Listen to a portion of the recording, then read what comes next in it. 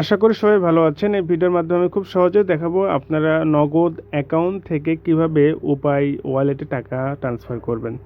তো এটা অনেক সহজ। প্রথমত আপনাদের নগদ অ্যাপে ওপেন করতে হবে, তারপরে পিন নম্বরটি দিয়ে লগ ইন করবেন। লগ ইন করার পরে এই ইন্টারফেসটি দেখতে পাবেন। এখানে একটা অপশন দেখা যাচ্ছে ট্রান্সফার মানি, এখানে ট্যাপ করে দেবেন। তো এখানে দেখছেন দুইটা অপশন, ব্যাংক অ্যাকাউন্ট আর মোবাইল ওয়ালেট। তো আমরা মোবাইল ওয়ালেট নিয়ে কাজ করবো, এখানে ট্যাপ করে দেবেন।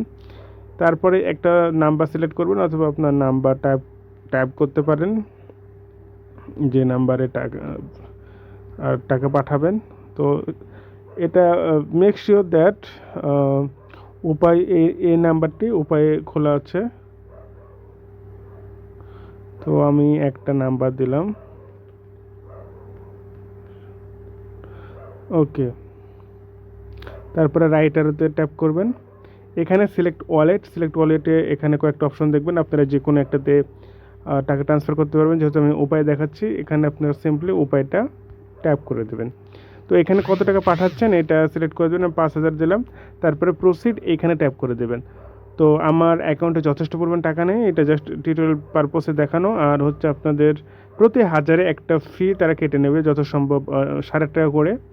তো আপনারা প্রসিড করে আপনাদের পিন নাম্বারটি দিবেন, তাহলে টাকা চলে যাবে।